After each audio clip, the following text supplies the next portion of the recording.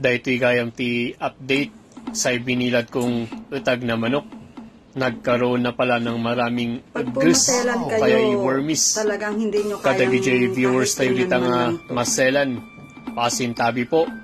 Huwag nyo na lang pong panoorin para maiwasan natin ang hindi magandang comments. Good vibes lang.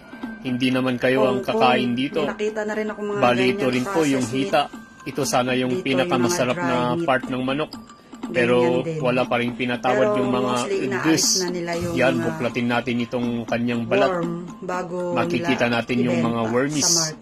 Napakarami ding wormies itong hita ng manok. Hindi ko po alam kung paano nagkaroon. Pero tignan natin mamaya. Pati itong chicken breast, wala pa rin pinatawad yung mga wormies. Talaga nga pinagbalayandan mo ito'y naatag na manok. Nagbalinan nga syudad, tikinat aduna na dagito nga wormies. Ni, at dapat dito'y igid-igid na. Agasong may dagita nga gus.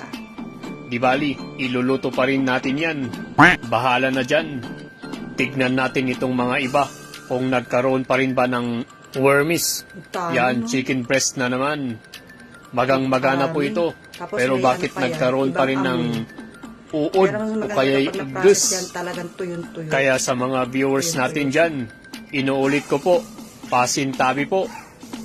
Kahit wag nyo na lang pong panoorin. Ito nga pala yung isang dahilan kung bakit nagkaroon ng wormies. May butas pala, nakapasok yung mga langaw. Maganda pa sana yung pagkabilad niya. Talagang magang-magana. Pero ganito yung nangyari. Nakalusot pa rin yung mga langaw.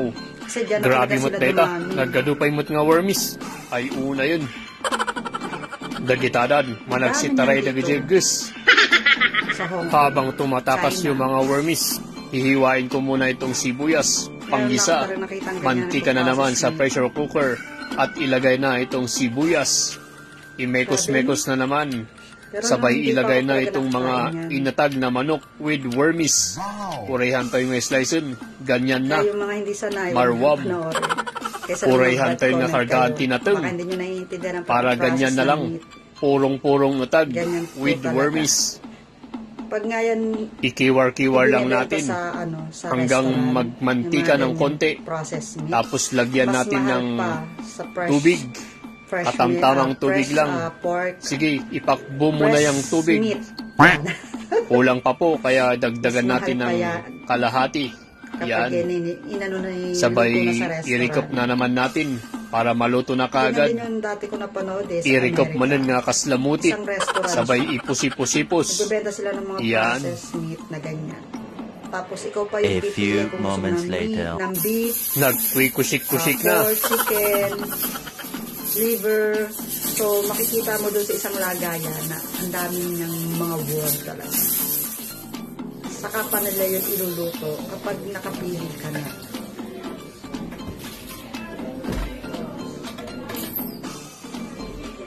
Ang galing, no?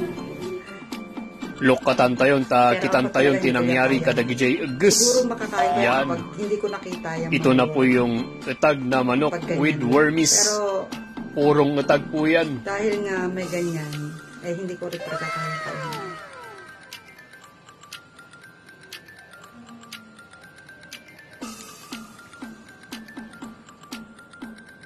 Ito na rin po yung kanyang sabaw. Nag-swimming yung mga gus. Yan. Okay, thank you. Manganan-manan ka, pars.